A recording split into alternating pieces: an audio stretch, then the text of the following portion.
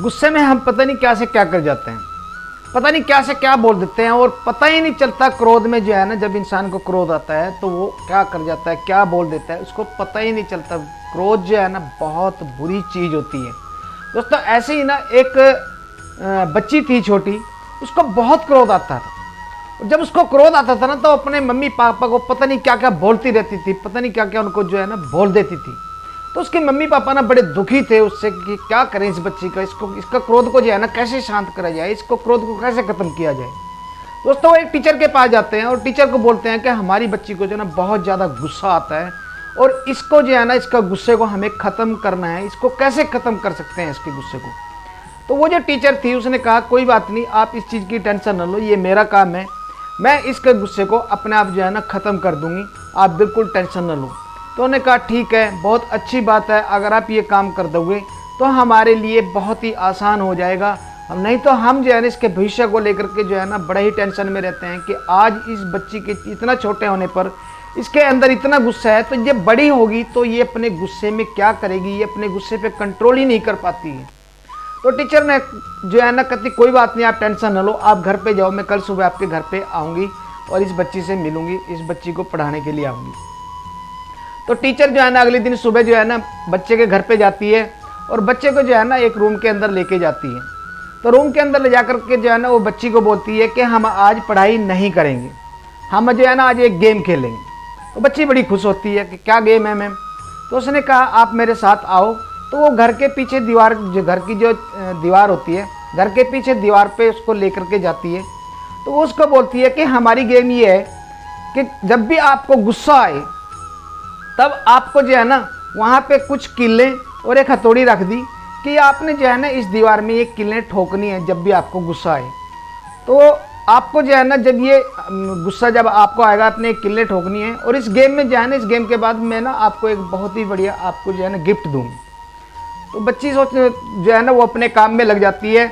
अगले दिन जो है ना जब भी उसको गुस्सा आता तो वो दीवार के पीछे जाती और वहाँ पे किले ठोकने लगती हैं। तो गुस्से में उसने जो है ना पहले दिन उसने 10 किले ठोकी। दूसरे दिन जब गुस्सा आया तो दूसरे दिन भी उसने जो है ना गुस्से में फिर 10 किले फिर ठोक के आई। और लेकिन जब वो तीसरे दिन जब उसको गुस्सा आया और वो पीछे गई किले ठोकने के लिए दीवार पे, तो उसने कहा कि ये गुस्से के लिए मैं ये 10 किले ठोक रही हूँ, तो वैसे भी मैं अपने क्रोध को जो है ना अपने गुस्से को काबू कर सकती हूँ। तो उसने क्या किया कि जो 10 की जगह ना 8 किले ठोकने लग गई और 8 की जगह जो है फिर जो है ना उसने 6 किले ठोकनी शुरू कर दी। और 6 किले की जगह जो है ना फिर उसने 4 किले ठोकनी शुरू की। 4 की जगह फिर उसने 3 लगानी शुरू की, 3 की जगह 2। और फिर जो है ना एक दिन उसने 1 कील गाड़ी और अगले दिन जो है ना उसने एक भी कील नहीं लगाई। उसने अपने क्रोध को काबू पा लिया। वो अपने टीचर के पास जाती है कि मैडम मैंने जो है ना अपने गुस्से को जो है ना काबू पा लिया है, मैंने बिल्कुल भी अब एक भी कील नहीं ठोकी है 2 दिन से। तो मैडम आती है कि ठीक है चलो कोई बात नहीं, हम चलते हैं, मैं आऊँगी। तो वो उसके घर पे आती है, देखती है तो उसने बहुत सारी किलें जो है ना वहाँ पे लगाई हुई थी। तो उसने कहा बेटा अभी गेम ख़त्म नहीं हुई है, अभी आपने क्या करना है कि जिस दिन आपको क्रोध नहीं आएगा, पूरे दिन जिस दिन आपको गुस्सा नहीं आएगा, उस दिन के एंड में आपने एक कील को निकालना है। तो वहाँ पे जो है ना उस लड़की ने काफ़ी सारी किलें लगा चुकी थी वो। तो उसने क्या काम किया कि वहाँ पर जो है ना धीरे धीरे उसको जो है ना टाइम लग गया, काफ़ी महीनों लग गया उसको, क्योंकि काफ़ी किलें जो है ना वहाँ पे लगा चुकी थी, गाड़ चुकी थी वो लड़की। तो उसने जो है ना एक कील को पूरा दिन उसने जो है ना क्रोध नहीं करना और शाम को जो है ना एक कील उसने उखाड़नी वहाँ से जा कर के। तो महीनों के बाद में जब जो है ना धीरे धीरे करके वहाँ से सारी किलें जब लास्ट वाली कील भी निकल गई, तो उससे अगले दिन लड़की फिर मैडम के पास जाती है, अपने टीचर के पास में, और फिर जाके बोलती है कि मैडम वहाँ पे अब एक भी कील नहीं है। तो मैडम बड़े खुश होती है और उसको जो है ना शाबाशी और उसको जो प्राउड करती हैं, मतलब कहने का कि उसको अच्छे से जो है ना शाबाशी देती है उसको कि आप बहुत अच्छे बच्चे हो। तो ये कह करके कि फिर मैडम आती है अगले दिन और उसको दीवार पे लेकर के जाती है और दीवार पे ले जा कर के उसको बोलती है कि गुड, वेरी गुड, आपने बहुत अच्छा काम किया, आपने अपने गुस्से को जो है ना कंट्रोल कर लिया है। पर लेकिन आप जो है ना, तो मैडम उसको जो है ना उसकी एक फेवरेट चॉकलेट उसको दे देती है। फेवरेट चॉकलेट देने के बाद में फिर मैडम जो है ना उसको पूछती है कि बेटा क्या आपको अभी इस दीवार में कुछ नज़र आ रहा है? तो लड़की बोलती है नहीं मैडम मुझे तो कुछ भी नज़र नहीं आ रहा, अब तो यहाँ पे सारी कीलें तो मैं निकाल चुकी हूँ। तो मैडम ने कहा नहीं बेटे देखो, गौर से देखो कि कुछ नज़र आ रहा है यहाँ पे। तो वहाँ दीवार में जो वो कील गाड़ती थी उसके जो निशान पड़ जाते थे, मैडम ने कहा कि ये जो निशान पड़े हुए हैं, अभी आपने जो कीलें यहाँ पे गाड़ी थी उनके निशान पड़े हुए हैं यहाँ पे। जैसे ये निशान पड़े हैं ना, ऐसे ही जब आप अपनी मम्मी पापा को जब भी बुरा भला गुस्से में बोलती हो, आप बोल तो देती हो, बाद में भले ही आप जितनी चाहे माफ़ी मांग लो, पर लेकिन जैसे ये निशान नहीं भरे जा सकते कीलों के, ऐसे ही जब माँ बाप को हम जो है ना बुरा बोलते हैं, उसके बाद में उनके दिल में जो है ना चोट जो लगती है, उस चोट को हम कभी भी किसी भी माफ़ी से नहीं भर सकते। तो उस लड़की को जो है ना अपने गलती का बहुत एहसास होता है। उसको लगता है कि हाँ मैंने जो है ना क्रोध में अपने माँ बाप को बहुत भला बुरा बोला है, ये मेरी जो है ना बहुत बड़ी गलती की है, मैंने उसको अपनी गलती का बहुत एहसास होता है।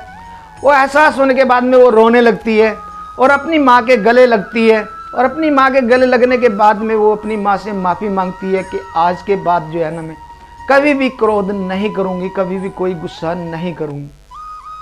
दोस्तों हमारा मेरा कहने का मतलब यही है, इस जो है ना मतलब उस छोटी बच्ची से जो है ना हमें एक सीख सीखने को मिलती है कि इंसान क्रोध में जो है ना आकर के, ऐश में आकर के, तैश में आकर के कुछ भी बोल देता है, कुछ भी दूसरे को जो है ना भला बुरा बोलता है।